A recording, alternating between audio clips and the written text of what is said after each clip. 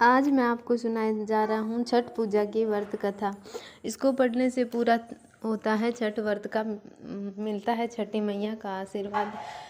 आज के देश भर में छठ का त्यौहार धूमधाम से मनाया जा रहा है। छठ पूजा में आज षष्ठी तिथि को सूर्यास्त के वक्त डूबते सूर्य को अर्घ्य दिया जाता है। सूर्य भगवान की पूजा की जाती है। पूजा के बाद छठ पूजा की कथा का पाठ किया जाता है।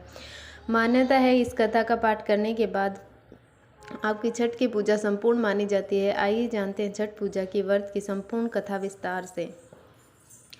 श्री जन्मेजय ने विष्णुप्यान से पूछा कि दुरात्मा दुर्योधन द्वारा कपट रूप जुआ से परास्त पांडव लोग वनवास के लिए भेजे गए तो जंगल में जाकर उन्होंने क्या किया। वैशंपायन जी बोले, जय हे जन्मेजय, सुनो, ये वह पांडु के पुत्र पांडव लोग अत्यंत दुख सागर में डूबे हुए थे और वनवास के लिए घोर जंगल में जाकर दुख और चिंता से चिंतित हो वन में रहने लगे। वन के फल फूल खाकर पृथ्वी तल में सहन करते हुए केला और भोजपत्र का वस्त्र पहनकर दुख से दिन काटने लगे। राजकन्या सुख को भोगने वाली पतिव्रता धर्म को पालन करती हुई गजगामिनी द्रौपदी भी पतियों के साथ वन को गई। जिस स्थान में द्रौपदी सहित पांडव लोग थे वहां पर वे ब्रह्मावेता तपोरूप 88,000 मुनि लोग जा पहुँचे। ऋषियों को आए हुए जानकर महाराज युधिष्ठिर अत्यंत चिंता में घबरा उठे कि उनको महात्मा के भोजन के लिए क्या प्रबंध करें। जब युधिष्ठिर को यह चिंता हुई कि भोजनार्थ क्या उद्योग करे तो मुख को चेष्टा मार लेने के स्वामी युधिष्ठिर को देखकर द्रौपदी अत्यंत दुख से व्याकुल हो गई। उसी क्षण द्रौपदी निज पुरोहित महाराज धौम्य को पवित्र आसन पर बैठाकर प्रदीक्षापूर्ण नमस्कार करके नेत्रों में आंसू भरकर कुल धर्म रक्षक द्रौपदी प्रेम पूर्वक गदगद वचन बोली, हे धौम्य, हे महाभाग, इन दुखित पांडु पुत्रों को देखकर हे स्वामिनी, इनके दुख को देखकर क्या आपको हृदय दुखी नहीं होता।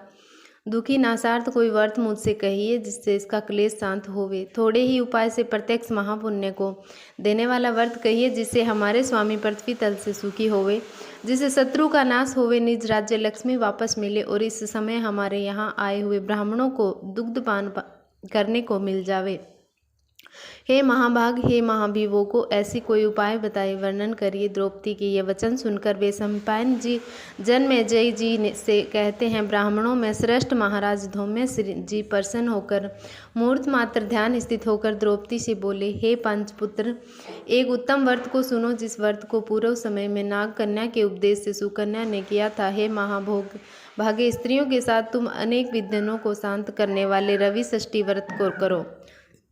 द्रौपदी बोली, हे विप्र, आपका कहा हुआ व्रत कैसा है और उसकी विधि कहिए क्या है। इस व्रत से किसका पूजन किया जाता है, वह नाग कन्या कौन थी और किस हेतु उसे इस उत्तम व्रत को किया गया। हे महाभाग,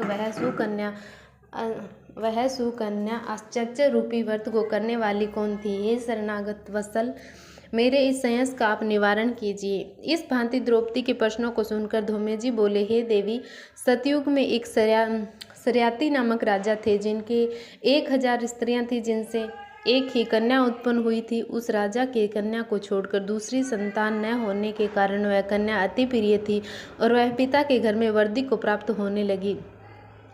कुछ समय के बाद वह कन्या चंद्रवत मुख, कमलवत नेत्र और कुंभस्तनीय होती हुई युवावस्था को प्राप्त हुई। बाल्यावस्था से ही वह कन्या पिता को प्राण के समान प्रिय थी। इस पृथ्वी लोक में उसके सुदर से दूसरी कोई ऐसी कन्या न थी कि जिसको हमने देखा हो।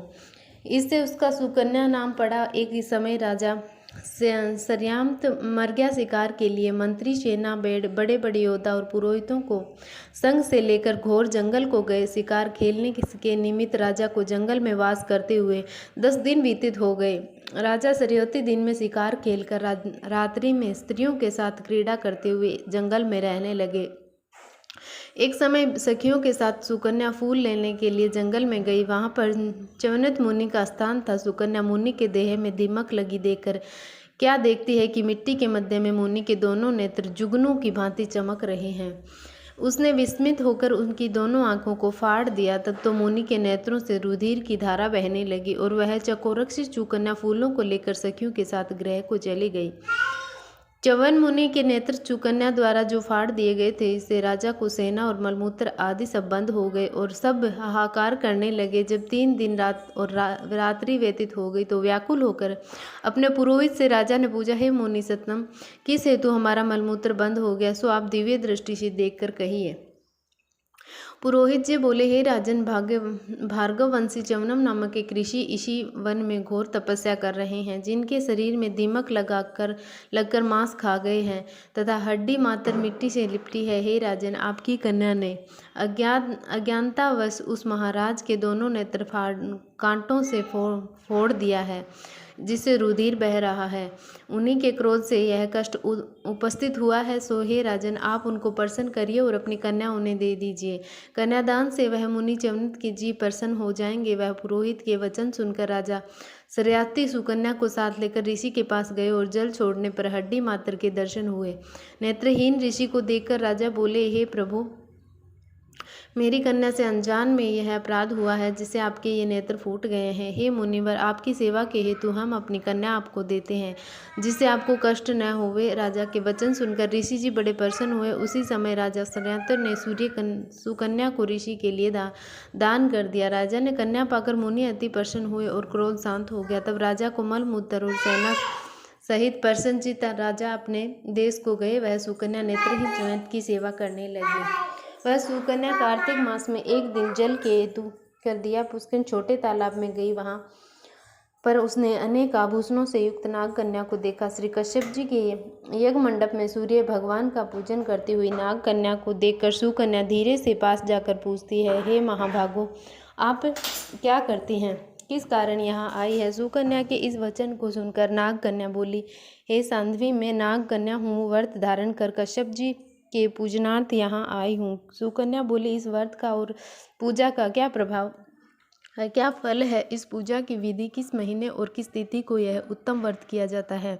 नागकन्या ने कहा, कार्तिक के शुक्ल षष्ठी को सप्तम युक्त पर होने पर सर्व नौरथ सिद्धि के लिए यह व्रत किया जाता है। व्रती को चाहिए कि पंचमी के दिन नियम से व्रत को धारण करें, सायंकाल में खीर का भोजन करके पृथ्वी पर सोवें, छठ के दिन व्रत रहें, 3 दिन में 4 रंगों से सुशोभित मंडप में सूर्य नारायण का पूजन करें और रात्रि में जागरण करें। अनेक प्रकार के फल और पकवान आदि का नैवेद्य और सूर्य नारायण की प्रीति के लिए गीत वाद्य आदि से गा बजाकर उत्सव मनाएं। जब तक सूर्य नारायण का दर्शन न होवे तब तक व्रत धारण किए रहे। प्रातःकाल सप्तमी को सूर्य नारायण के दर्शन करके अर्घ्य देने से दूध, नारियल, कदली, फल, पुष्प, चंदन से बाहर नाम सूर्य के हैं उन्हीं के नामों का उच्चारण करते हुए और प्रत्येक नाम से दंडवत प्रणाम करते हुए अर्घ्य देवी। जगत के सविता, जगत के नेत्र, जगत की उत्पत्ति पालन नाश के हेतु त्रिगुण रूप त्रिगुणात्मक ब्रह्मा विष्णु शिव रूप सूर्य नारायण को नमस्कार है। इस प्रकार इस व्रत के करने से सूर्य नारायण महाघोर कष्ट को दूर करके मन वांछित फल को देते हैं।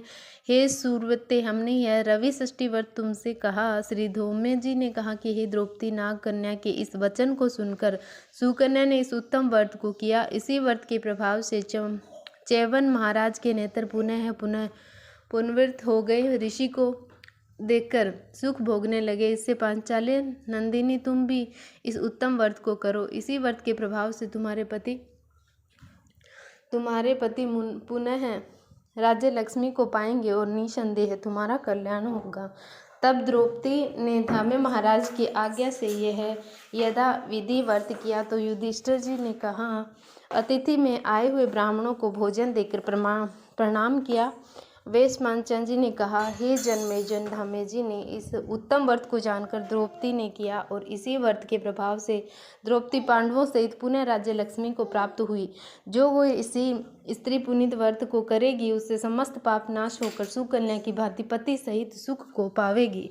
इस व्रत का विधिवत उद्यापन करे, विधि विधान से प्रत्येक वर्ष व्रत करते हुए कथा को सुने, ब्राह्मणों को दक्षिणा देवे और उनका मनोरथ सिद्ध होता है। जो कोई भक्ति युक्त इस कथा को सुनता है उसको पुत्र पौत्र धन संपत्ति तथा अक्षय सुख मिलता है। इस भांति कथा को सुनकर सूर्य नारायण को अर्घ्य देकर नमस्कार करते हुए श्रोता निज निज घर को जावे।